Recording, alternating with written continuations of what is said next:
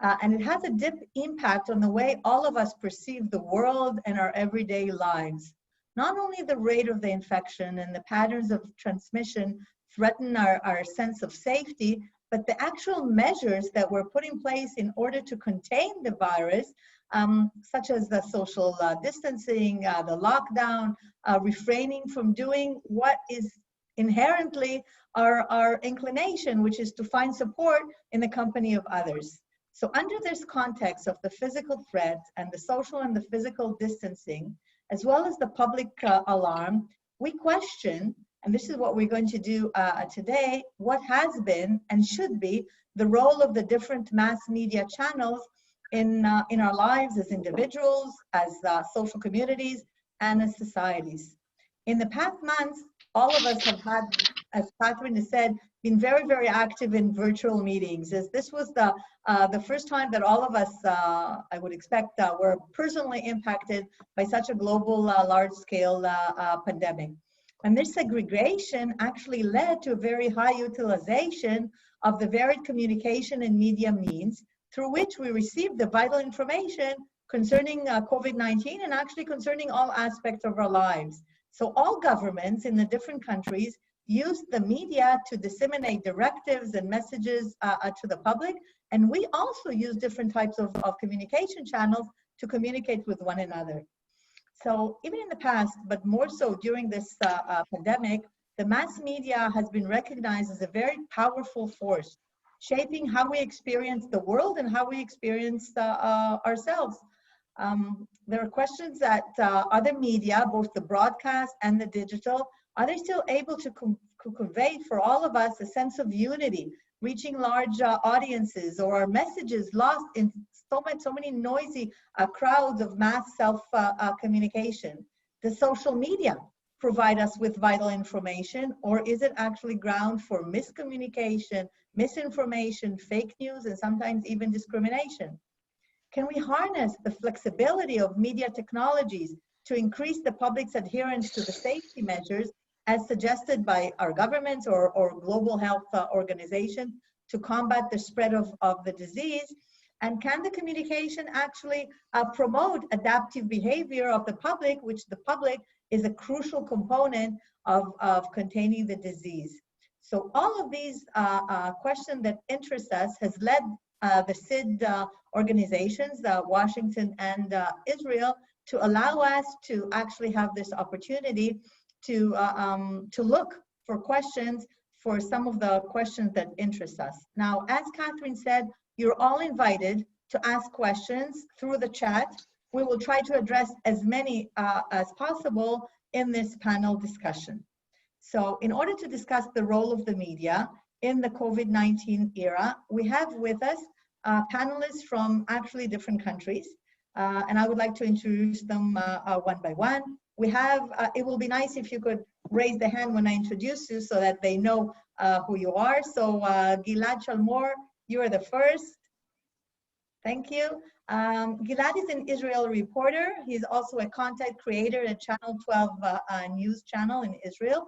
He focuses usually on crime, police, migration, and interior affairs. He also holds both a bachelor's and a master's degree in African studies. The next is Fiona Mambazi. Fiona, can we see you raise your hand? Thank you.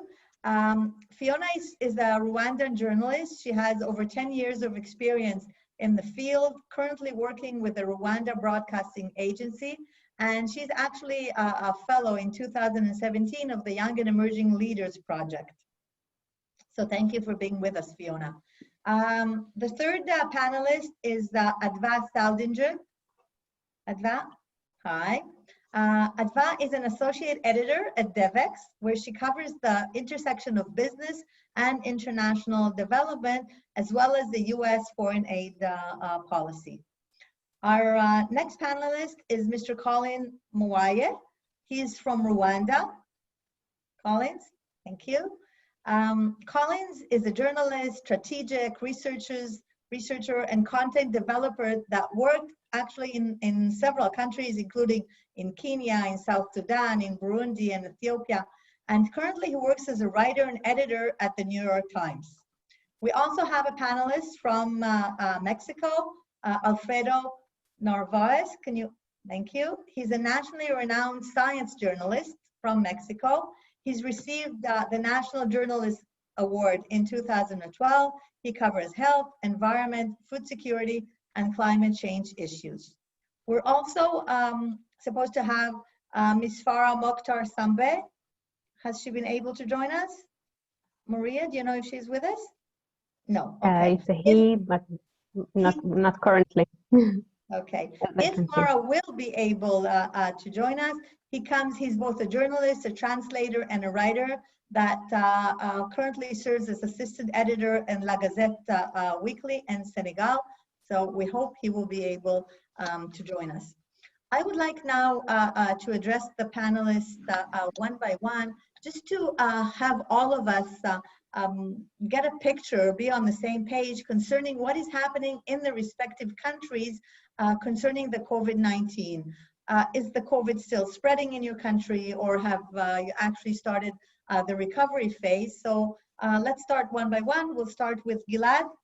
Can you update us on the situation in Israel? Sure. Hi, everyone. First, I would like to apologize for doing this from my car. I'd like to know what to do. I'm actually in the middle of an event happening here. They thought there was a terror attack in one of the major hospitals in Israel. Apparently, it was a guy who had mental problems that tried to stab the security guard. So I'm here covering this for Channel 12.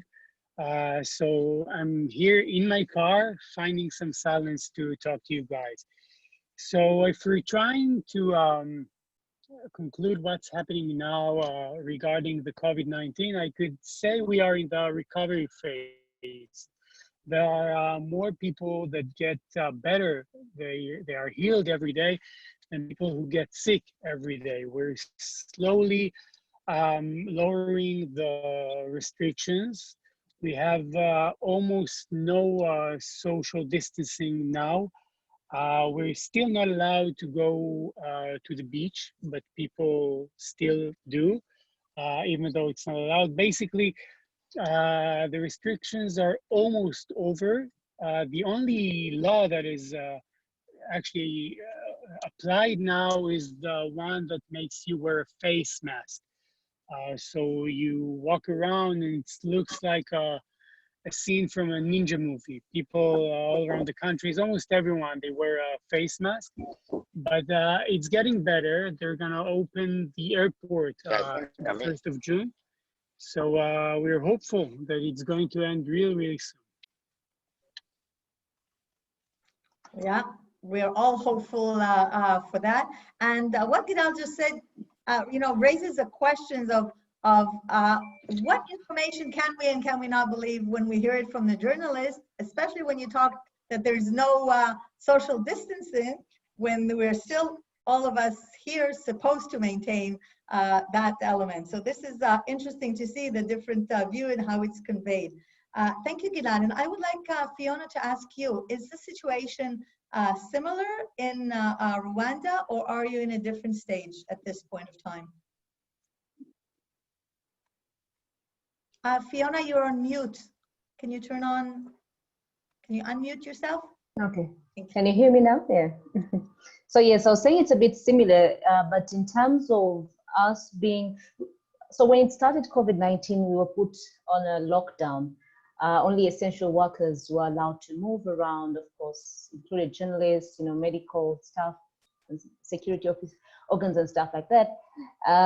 Then just last week on Monday, after about 1 month and 15 days, yeah, so they let us out on Monday, and as you know, everyone was excited. So at some point, everyone forgot the social distancing. At some point, people forgot to wear the face masks. But what the government is doing right now is, preaching the message that everyone should wear the face mask and also include social distancing everywhere you go. If you go to the bus stops, you'll find the police cars there, but with only the message of social distancing and of course face masks. But in terms of recovery, so far we've had 153 recoveries, and just yesterday we had 3 more recoveries. In terms of total cases of the COVID patients, we had 296 as of yesterday, plus 1 new, that will be 297. And in terms of tests that have been carried out, because that is one of the things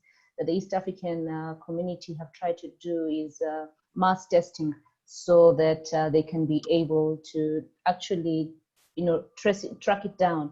So we've had, at least Rwanda as a country has been able to test 43,379 tests as of yesterday. So far, I'd say we are hopeful, because we only have 133 active cases, and at least 1 or 2 patients reportedly every day that have COVID-19. So I'll say we're very hopeful that it's showing us a very good picture of where we're headed. Thank you very much for the update. Maria, could you ask our counterparts? Farah is trying to get in. I think he's already in. Farah, are you with us? I think he just wrote in the chat that he's trying to get in, but he's unable to. I am. Okay. I'm trying myself.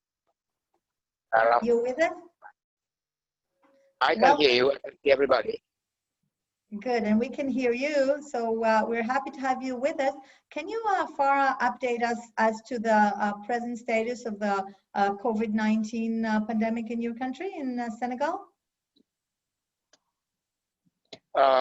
Thank you for allowing me to participate in this webinar at a very important point for Senegal, because it's only 2 days ago that the President decided to ease up a little bit the lockout situation we were having and suffering from, because in a low-income country like ours, it was very difficult for people just to be up.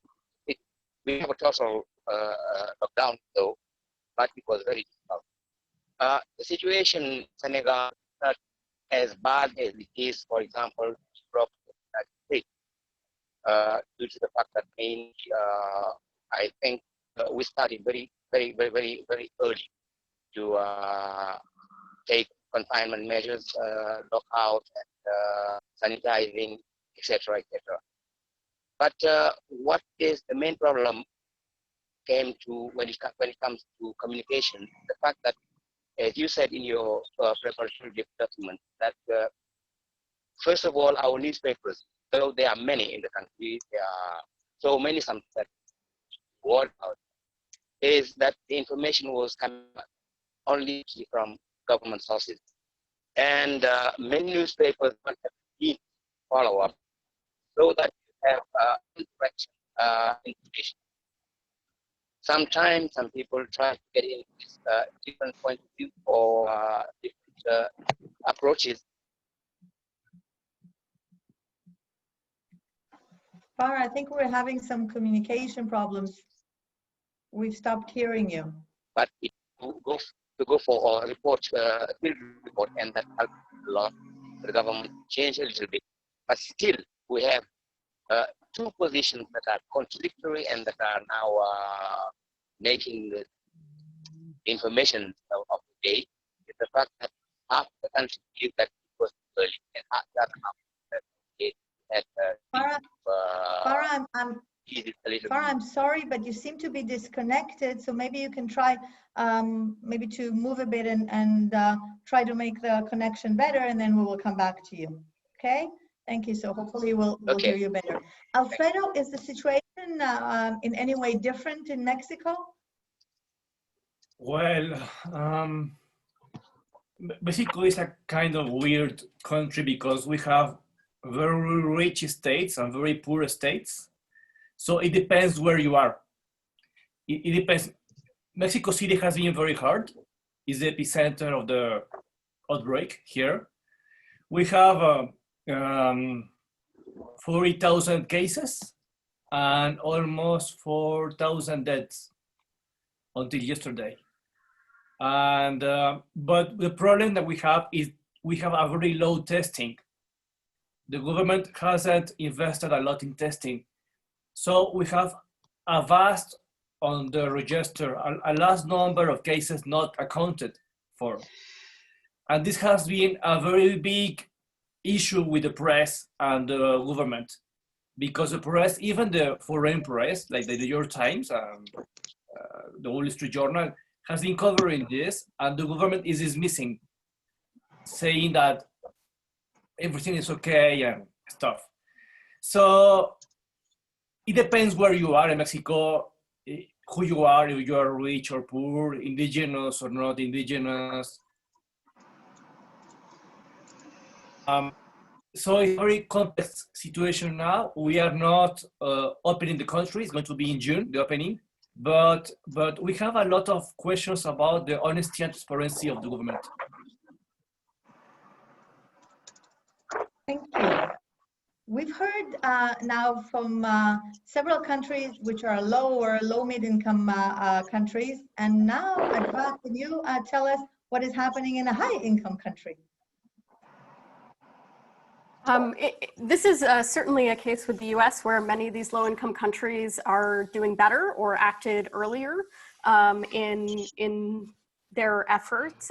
Cases in the US are still rising. There are more than 82,000 people who have died in the US from coronavirus, about 1.4 million cases, and we're still seeing some of those numbers go up. And there's still challenges around testing. There isn't sort of the capacity to do some of the contact tracing that a lot of the scientists are telling us is necessary in order to be able to reopen effectively.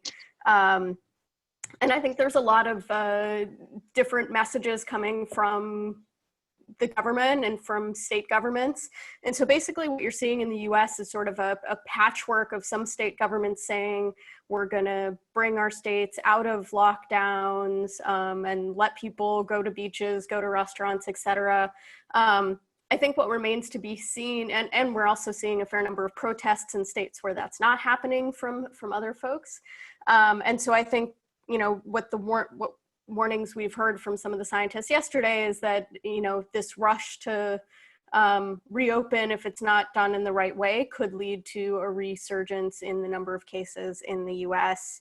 And one of the things that other folks didn't talk about, but because I write a lot about the sort of policy space and have been watching carefully sort of what Congress is doing, is that we've seen quite a lot of really significant COVID specific funding packages, primarily focused on the domestic response. There was another piece of legislation introduced in the US House of Representatives yesterday that would be a $3 trillion relief bill.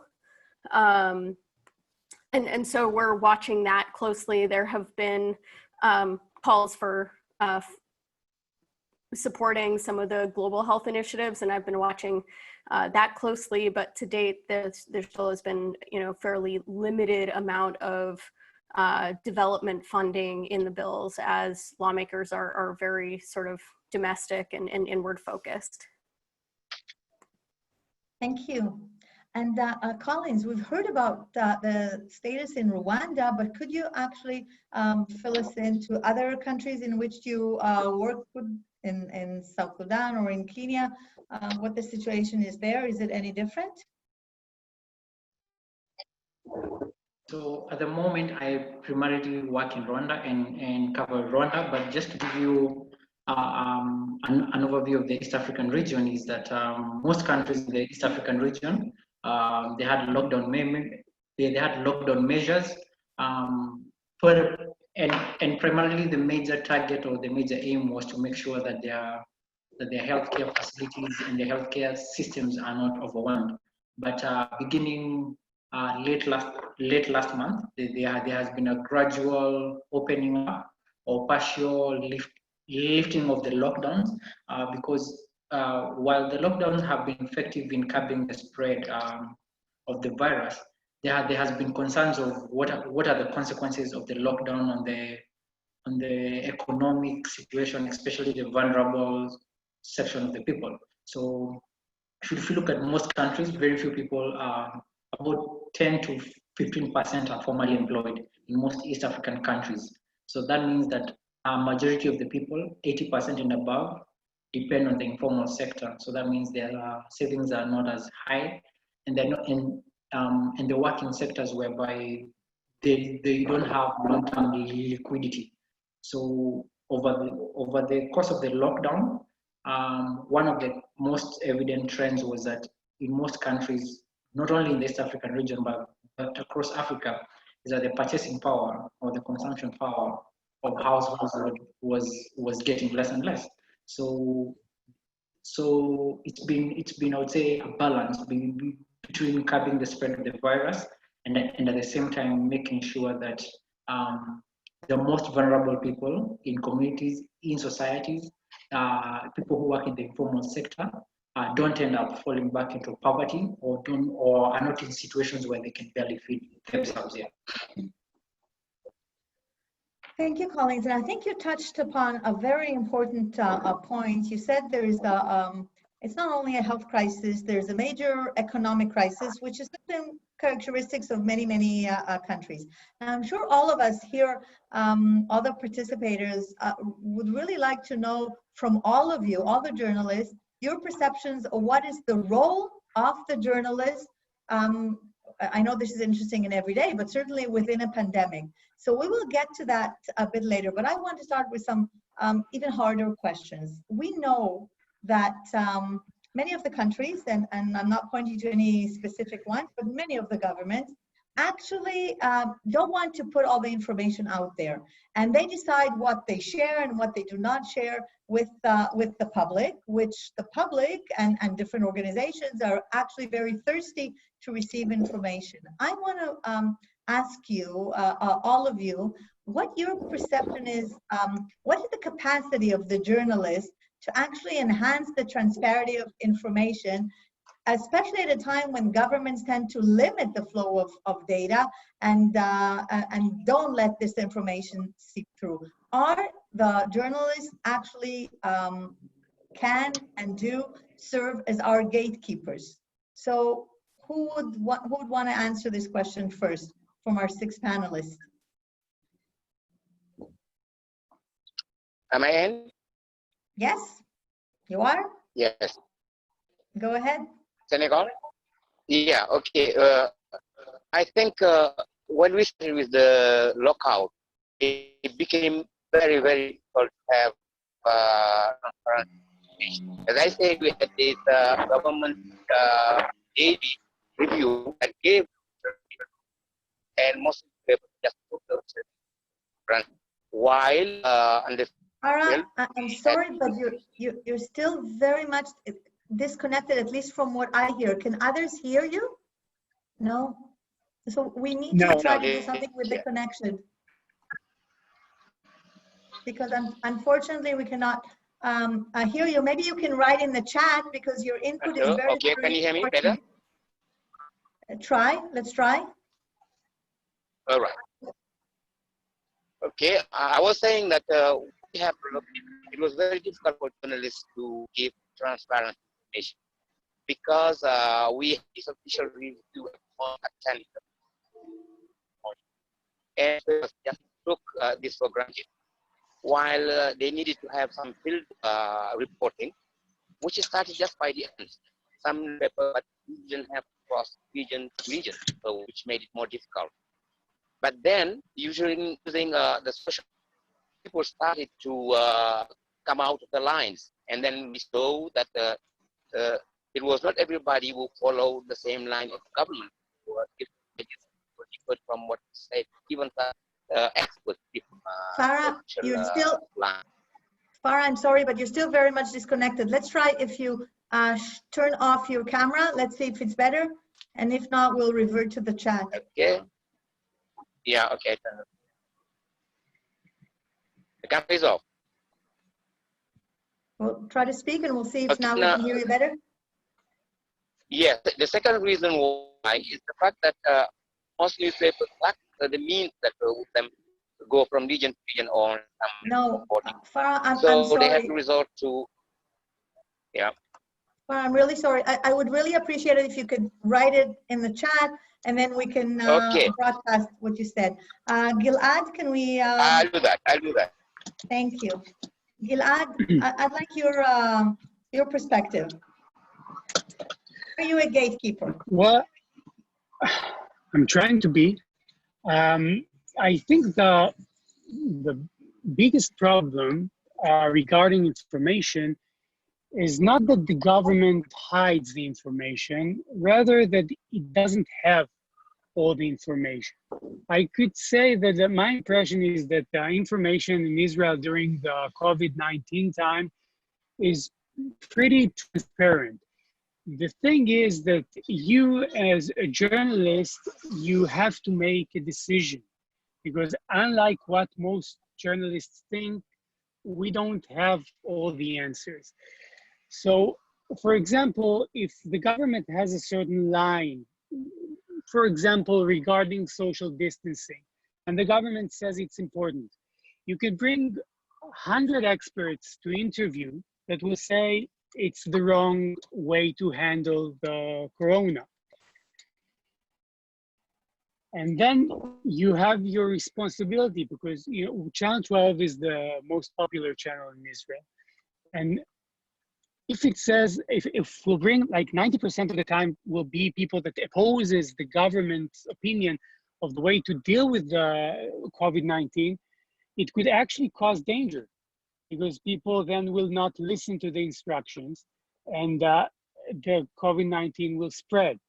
So in usual times, we try to hear as many opinions as possible. And I think the worst thing about transparency during COVID-19 is if you show the entire range of opinions, you might put the public in danger. So I could speak about the office that I work from, and I think a decision was made that we will support the government's way of dealing with the new situation. We talked a lot about social distancing, and we criticized people from certain sectors of our society that did not obey the new instructions. But it's an emergency situation, and we were less transparent, and we gave the public less information than we usually do. But I think it was a well-aware decision in order to save the public and help them save themselves. Collins, would you agree with that opinion, actually stating that the media now decides what the public should or should not do, saying we support the government and we're not going to show opposing views in order to protect the public? So from my view and how I see it and what I do is, I think the media has a very large obligation to, as given the role of the media in how much people expect information, authenticity, fact, updates from the media. One of the biggest roles is to try and make the policies, the interventions, the directives understandable. So often, when most of the roles or the instructions are given, often they're somewhat technical and not well understood amongst the public. So I'll give you an example. In Rwanda, over the past couple of weeks, the government has been urging people to use less cash payments and adopt cashless payments. So often, when these policies come out, they are not as clear or understandable to members of the public. Is it an instruction? Is it an advisory? Is it so the media has had a large role as Gilly, let's say, to simplify, explain, and make it easy for government to make sure that people can comply to these rules or these directives. So that I kind of agree with him on the bit of working alongside government. I don't think it's taking government side, but it's actually doing the right thing. It's working alongside government to ensure that instructions, rules, and directives are easily understood, and that there is less room, as much as possible, that there is as little room as possible that there will be non-compliance because there was not enough understanding. At the same time, I think it's also a two-way conversation that the media also has a responsibility to showcase why is it impossible or why is it hard for the public to comply with certain rules and directives. So I'll give you an example. The same thing of cashless economy or cashless payments. In the event that it's very expensive or using cashless payments is more expensive than cash-based payments, it's up to the media to highlight concerns, issues, and challenges that could affect the compliance of some of the advisory being given by government. So I think, yes, media, outrightly there is close cooperation with government, of which, if you think about it, working with government, it's in the interest of the citizens or in the interest of the public. Yeah, I hope I was clear. Yeah, I think you were clear, but I also feel that it's a thin line of trying to funnel the information of the government versus others. And it also raises, and this actually came from one of our participants asking, how does that also impact on the trust that the public relays to both the media and to the politicians? And I would like to ask you, Adva, what is your opinion on that? Are we here on a thin ice, or is this being responsible? I mean, I think that's a much bigger question, particularly in the American context these days, that goes beyond a COVID question, because you have seen a lot of siloing of media outlets. I do think that, you know, nonpartisan media outlets have a responsibility to look at truth. And I think what Gilad was getting at is sort of a debate in journalism that we've seen around other issues like climate change, where we sort of have some clear science. So what is the responsibility of a journalist, where often you're told to show sort of a variety of perspectives on a particular story. But if science and all the leading scientists are directing you in one direction, is there a greater responsibility in this time to maybe not give as much voice to those who are contradicting the sort of broader opinion? So I think it does bring up some of these really thorny issues that the media is dealing with more broadly. I think one of the things we've looked at is, you know, what's our responsibility, and DevX is a bit of a different media outlet. We're not a mainstream media outlet in the way that a lot of the other journalists on this call are. Our audience is primarily folks who are working in the global development space. So I think one of the things we've really thought about is how can we break down what policies are? How can we sort of you know, push government more open about what their policies are, what are those best policies, and then serving that sort of explaining, you know, function for that community. And I think one of the things that's important is there's just, you mentioned it at the start, that there's a lot of noise in the world. There's a lot of conflicting information and a lot of things that are out there. And certainly we've seen a multitude of messages from the US government. And I think there is a responsibility from journalists to sort of say, stop, wait, that's not the way it was. And since the beginning of this crisis, we've been building a timeline of basically all the key points globally in the COVID outbreak. And we've found that to be a really useful resource, I think, for our community and more broadly.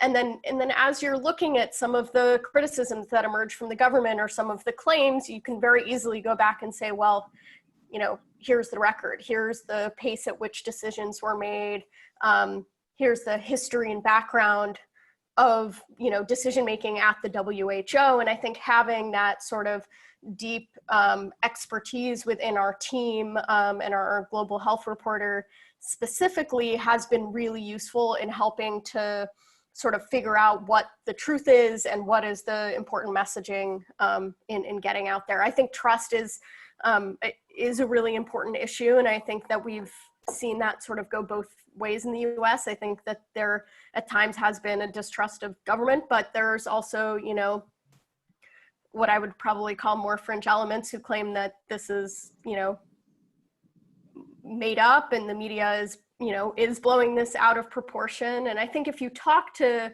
epidemiologists or folks who have been through you know, epidemics before, they basically will tell you that over preparing and being criticized for sort of blowing something out of proportion actually means that you're getting it right. But it does mean that you're going to face that criticism. It's a big responsibility. And you touched on responsibility, and I would like to raise another issue that was actually asked by Pablo, one of our participants, and I would like to refer this question first to Fiona and then Alfredo and of course all our other panelists. The question is that we are all focusing on the COVID-19, but we know that all the social agendas that we had to face before the COVID-19, such as poverty, disabilities, water shortages, and so on, didn't disappear during this pandemic. But some of the attention certainly did, and there was a danger of putting it as a decreased priority or not look at it at all. I would like to ask you, Fiona, do you feel that the media needs to voice this issue and actually also bring it up to the attention of both the public that has the need and the policymakers? You're on mute. There we go.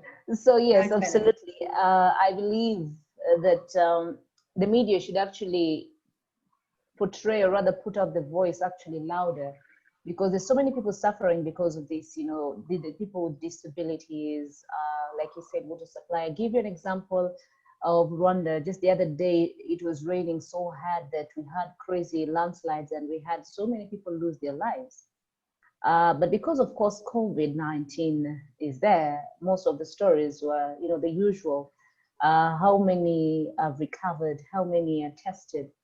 But where I work, Rwanda Broadcasting Agency is more of a public institution. So they actually made noise, you know, and we've seen the government, because we saw them, we actually asked the government leaders to go out and help, you know, the bridges that were not mended in time. How can we sort this out? How can we help people without food?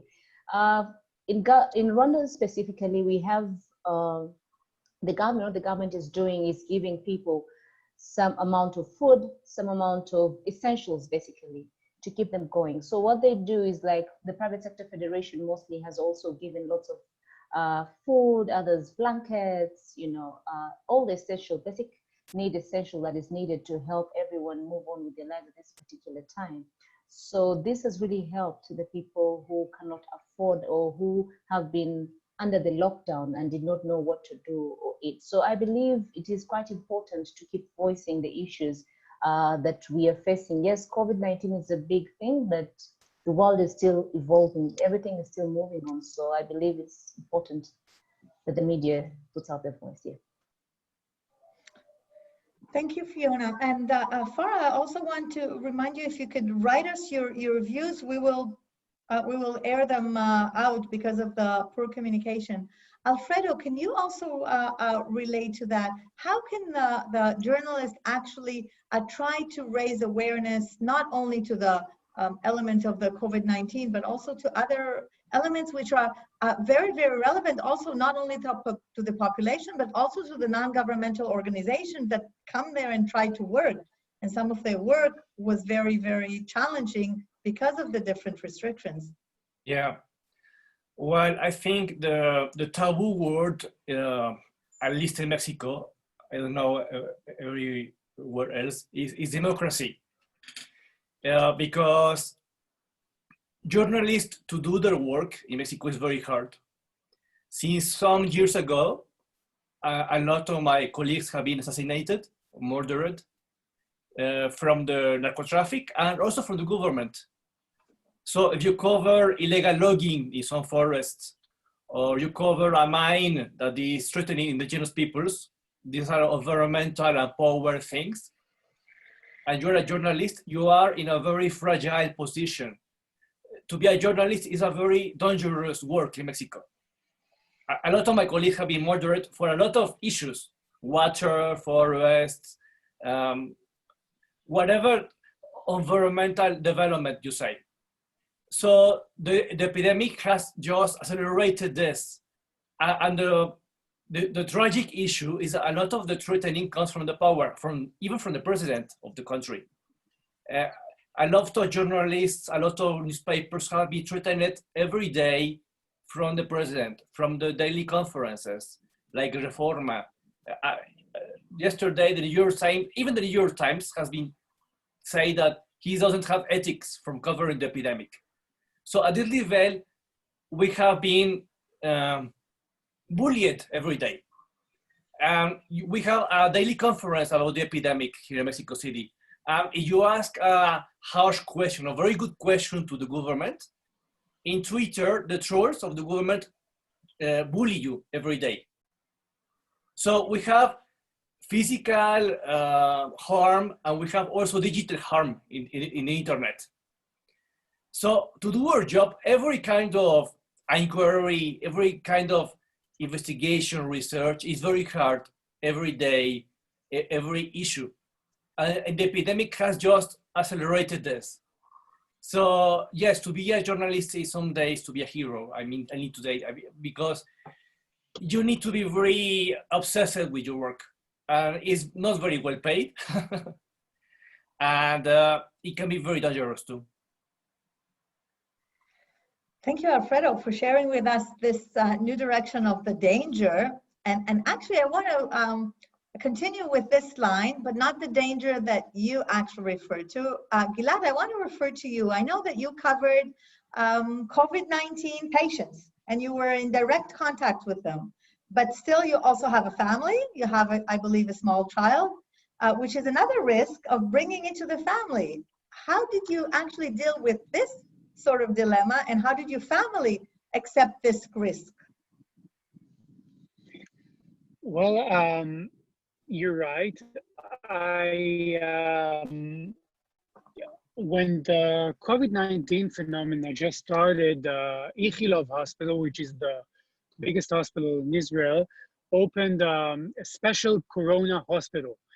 And I was the first reporter in Israel to be allowed inside.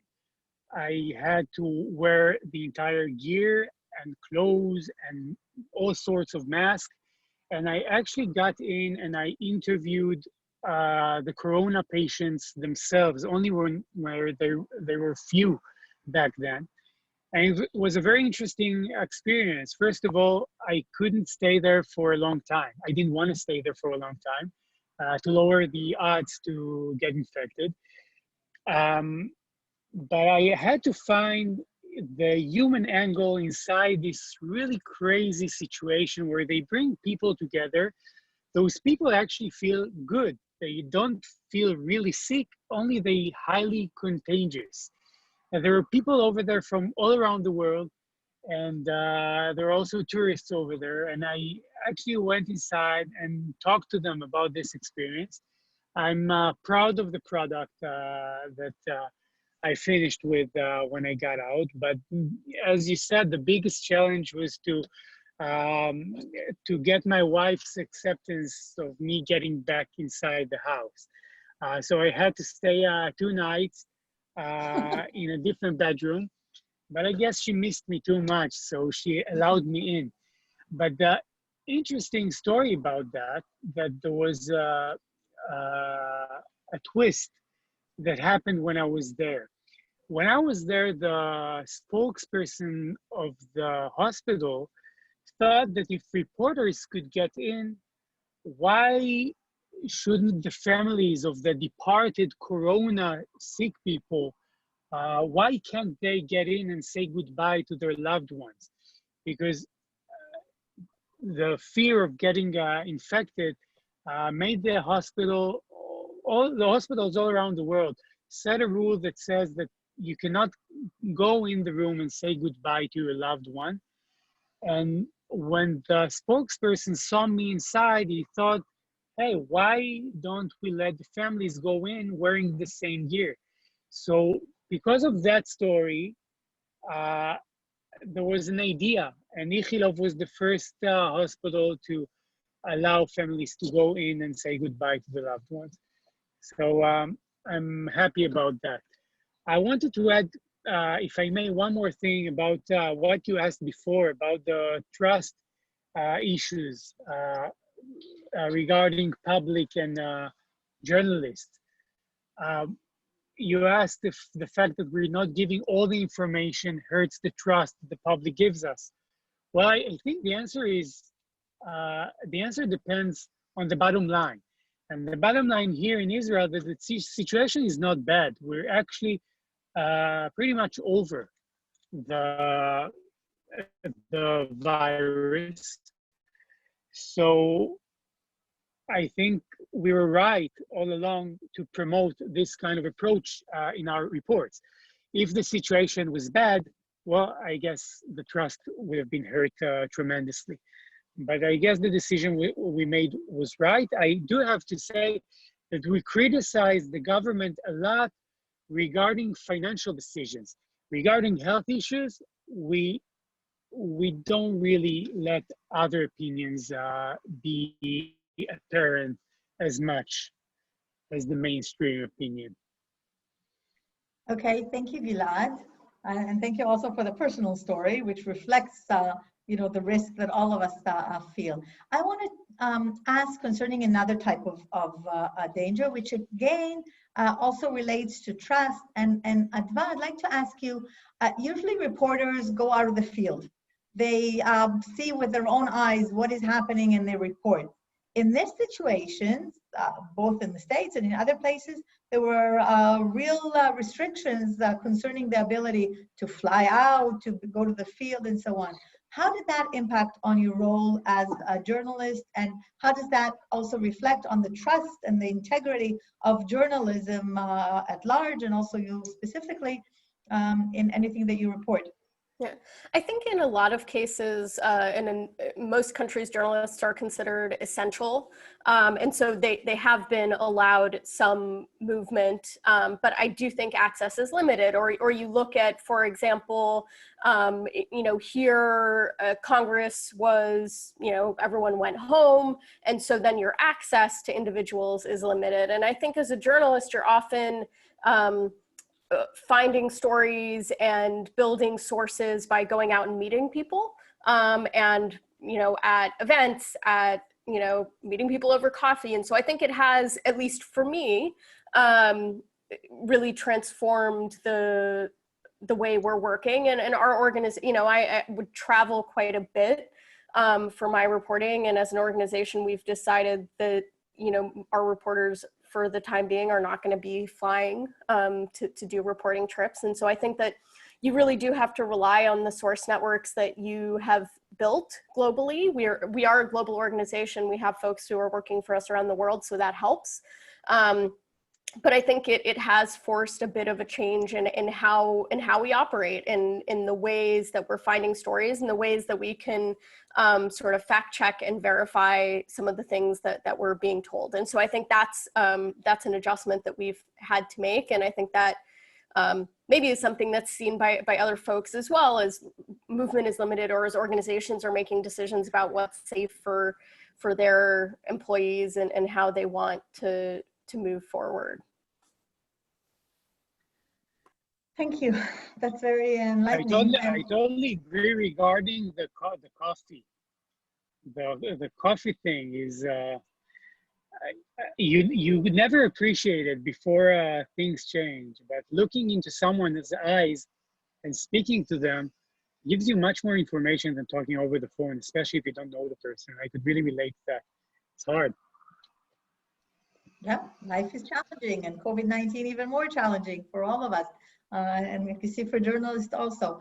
Colin, I'd like to ask you in relation to another type of danger. And this is the financial danger and the financial constraint that we have heard that I think is something that's relevant to all countries. Does the financial crisis and the fact that there are probably less advertisements, less fundings for the different networks and so on, is that a danger on the ability of the media at large and journalists specifically to report, and especially report elements that may not be very popular with the governing bodies? Yeah, so a major challenge and a major danger, as you mentioned, is the survival during the COVID period and after the pandemic. And in most countries, and Rwanda included, media houses depend on advertising revenue. But over the past few weeks, with the lockdowns, it means that most businesses have not been operating or have had reduced income revenue flow. So consequently, what that means is among the budgets that most companies and businesses cut initially is marketing and advertising budgets, which is the main source of revenue for media outlets.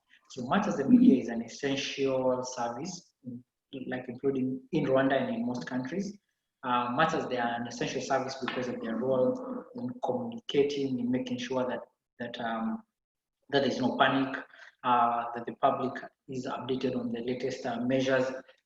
The media also has to survive for them to be an essential service. So the question comes of what is next. So if you look in some countries, so in most countries within the East African region, some media houses have had budget cuts on some of their staff, because so some people have had to take 60% budget cuts, others 40% budget cuts.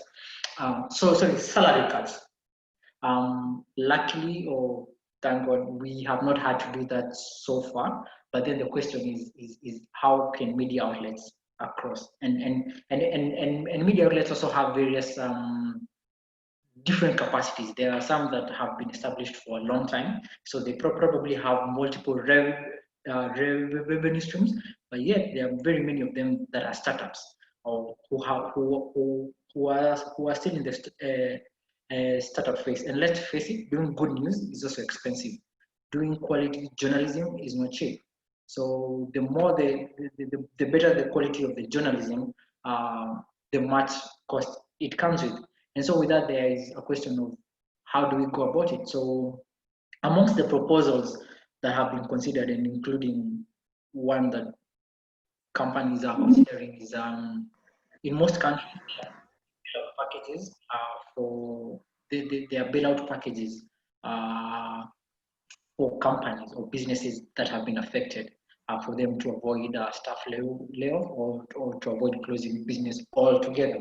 So much as the media is an essential partner, one, they should be looked at as a business that can be bailed out. That's one of the options that most media outlets are looking at. Of do they have ideal cash flows, history that they can use that to either get loans, extend their loan repayment periods. However, there is also a question of government as a client of the media or government as a partner of the media. So if you look, I'll give you an example. In Rwanda, most media outlets actually offered their media, their advertising platforms to government for free, as the government was communicating the measures on how to avoid the transmission of COVID. So the media went in, I would say the media extended its hand to allow government to use its platform to communicate on how to curb the spread. So if government will be having bailout packages for various sectors, there are also questions of to what extent will government also consider members of the media as eligible to the bailout packages by government or by businesses. Yeah, but that said, it's also there is no one solution fits all. It's again into context of media outlets, their business line, how they operate, their revenue stream, and then their key revenue stream. So there is no blanket approach towards what a media outlet can do to survive financially. Again, I hope it was clear. Yeah, you were very clear, and I think this is a challenge in many countries, not only in Rwanda or in South Africa, but in many other countries too. Fiona, I would like to ask you concerning another role of the media as a bridge between actually the government or the governance systems and the public or different type of agencies. SID Israel has initiated just in the past 2 weeks a large-scale survey to different types of NGOs that work in low-income countries to see what are the main constraints and obstacles for them being able to help. And one of the major constraints that was raised by the large percentage of the NGOs was information. So that's not budget, not ability or capacity, it's actually information. And I would like to ask you, do you think this constraints could somehow be facilitated by the media or by the journalists?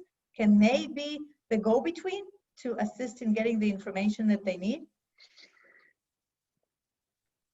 Yeah, absolutely. Of course, journalism, communication, and passing out of information, is actually the pillar of everything. So I believe in terms of information, but then again, what kind of information, are they sharing? Because I'll give an example of some African countries that claim that they have found some herbal medicine that actually cures COVID-19. This is not scientifically proven or anything. Then we have, certain NGOs saying, since you do not have COVID, you can start boiling these types of leaves, inhale them and it'll be fine. So that also is a problem. What kind of information, is being passed? So it is a tricky line. It's, it's thin line between them wanting to pass the information, but what kind of information are they passing? And at the same time, is it scientifically proven? Is it government approved? Because some information could not be government approved. Because when COVID-19 was breaking, especially in Rwanda, the first case, they did not know, most countries did not know how to actually pass out this message to the citizens, if I should put it that way.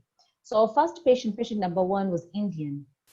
And so in Kigali, we have an Indian supermarket that people love to go to. And everyone was claiming that the first patient was this particular owner of this supermarket. And everyone was panicking because most of the people, buy their food there and everything. But then again, that was fake news.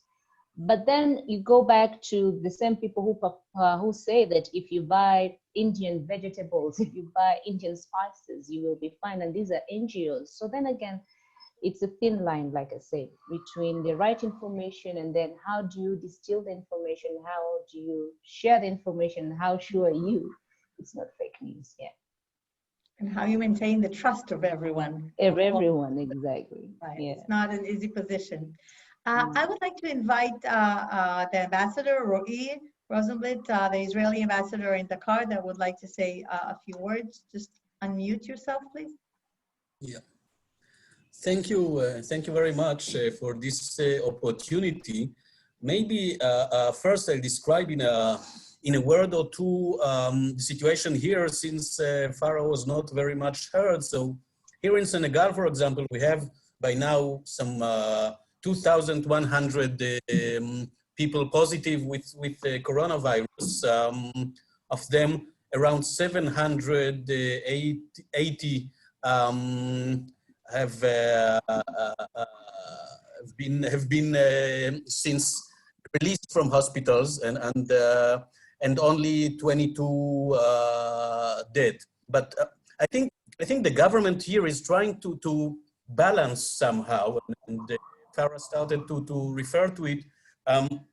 The speech of the address to the nation of the president Macky Sall here the day before yesterday. They are trying to balance between health and safety of the population and keeping the economy ticking, because here, like in many countries in West Africa, in Africa in general, many people are daily working, and if there was a total curfew, people would not get some bread on their tables. So the president said that there is going to be, I mean, the situation of coronavirus is going to stay with us at least until August, September, but people have to somehow be careful and continue working. Now, about the traditional media here is basically some of it is supportive of the government, some of it is critical of the government. I mean, the press, the traditional media here is let's say, less problematic than what I hear in Latin America from the colleague there. I would like to point out a different point, and maybe following on what Fiona just said. I mean, social media is the big deal of this crisis, of this world crisis, because right now everybody, really everybody knows everything. I mean, everybody has in the tip of their toe, in the tip of their finger, all the information, and presidents and doctors and journalists and people just from the street, people who are analphabet, know exactly the same almost and say exactly the same. And the problem is not enough information, but the explosion of information. How to find the right information from all this explosion. And Fiona mentioned there is in East Africa, in Madagascar, a cure was found, and it was already spread in many countries in Africa. Is it tested? Is it confirmed? I mean, the president of one of the countries here in West Africa told everybody that they must drink hot water and put some mint cream on their nose, and that will solve the problem. They are immune. In other places, I see that in Israel, there is already the immune and nobody is sick. We all know that it's not the situation, but it's very widespread. I mean, from India, it came to this, this sort of WhatsApp came from India to this region, and everybody believes that. So basically, I think the problem is that the responsibility of journalism sort of is taken from the shoulders of journalism and going to the public. And it's the problem is how to find the correct information and somehow relate to the public. This is my opinion. Thank you very much. I think it's very important input, and I would like to encourage all of you to read in the chat.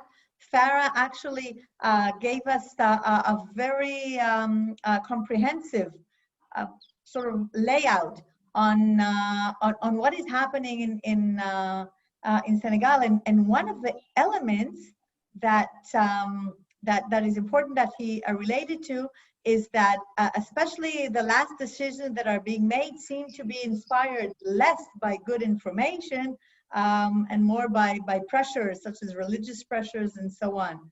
So this is very important information. I want this is something a journalist can say, I cannot say because I represent it. That's the difference between a journalist and a diplomat, okay, which is important. Alfredo, I want to ask you a question, but just before that, I know Gilad is going to broadcast. So Gilad, would you like to say anything else before you have to leave us? Well, I wasn't aware that Ambassador Rosenblit was here. He probably doesn't remember it, but I spent some time in his house a year ago as a part of a delegation of Ben Gurion University. I had a great time, so it's good to see you here, Mr. Rosenblit.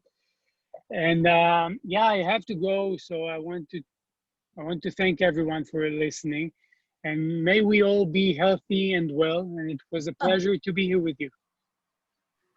Thank you very much. Sometimes if we want to be happy and well, then we have to think twice about looking for information, you know, from the media all the time, because the overflux of information also can be very scary. But thank you very much for being with us. I want Alfredo to, thank you. I want to ask you on another angle that we haven't touched as of now. We know that there is a lot of information that can be accessed and broadcasted through the social media. And actually, once you know, we've all become accustomed with the social media, each of us is a journalist. So I would like to ask you, how did that impact on your role as a journalist? Is there a competition, and does it in any way make you work somewhat differently? Well, that's a good question. I think yes, as the ambassador said, everyone has a lot of information, but the issue here is the capacity to contrast, to compare, and to doubt about the information, because a lot of this information cannot be true. A lot of fake news online, a lot. So the journalist has the discernment, the training to try to see beyond the obvious. And sometimes it isn't so easy. For instance, in Mexico, in my country, the role of the military has been increasing in the epidemic. The military has been taking more and more capacity, work, priority, everything. So if you ask for information using the Act of Free Information, the legal way, they say it's national security. You cannot see it. So yes, we have information, but we cannot see it. Right. So yeah, I mean, it's not easy. And even if you have the information, you need to contrast it, compare it, and sometimes even doubt the official information. Sometimes even. So yes, with NGOs, we can compare on site, in the place, if the deaths are the real ones or not, the numbers. So yes, it's not easy, and the journalist has, I mean, the power to ask questions. And to ask questions, to ask the real good question, I think is the half of the work. Thank you very much. And I would like to thank all of our panelists from all the different countries. It was interesting to hear the different challenges, some of them common, some of them different. All of them impact, I think, all of us individually, NGOs, communities, and societies. So I want to thank everyone for being with us. And I would like to actually ask Catherine to conclude and give us some final words. Thank you. Thank you so much, Buria, and thank you to all of our speakers for joining us. I know everybody is extremely busy. There are so many events going on, and also all of you in particular, our journalist speakers, with everything you're trying to cover. I was particularly impressed with our friend joining us from his car. I think that's a first, and I loved it.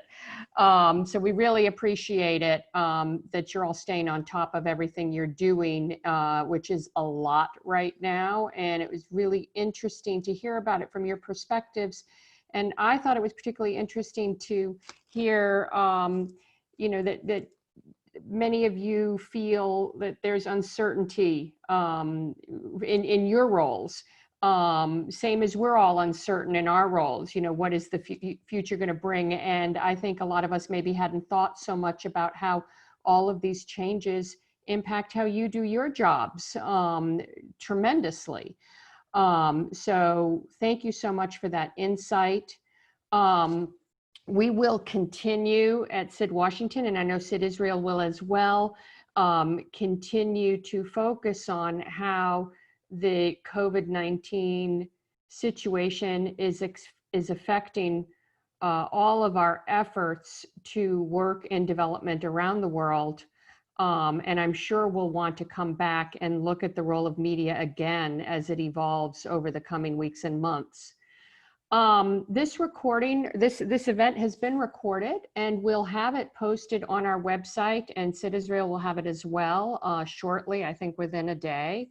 So you'll all be able to access that, and maybe let those you know who were not able to make it, that they can get to it. And I also wanted to mention that SID-Washington has a number of other events coming up, including one tomorrow on the rise of food insecurity at home and abroad. You can find information about that, as well as our other events on our website, which is www.SIDW.org. And then I also want to mention that there is a link in the chat box to a survey about this event. We would love your feedback. We're very much driven by our members and event attendees' feedback. So please do fill that out. Let us know what you thought. And I'd love to ask for a virtual round of applause for our speakers. You actually can do that. There's a way to react. If you know Zoom, go ahead and react. Otherwise, just, it was really terrific. So thank you to my colleague, Alon. Thank you, Buria. And thank you, everybody, so much for making the time to be here from all across the globe. Thank you.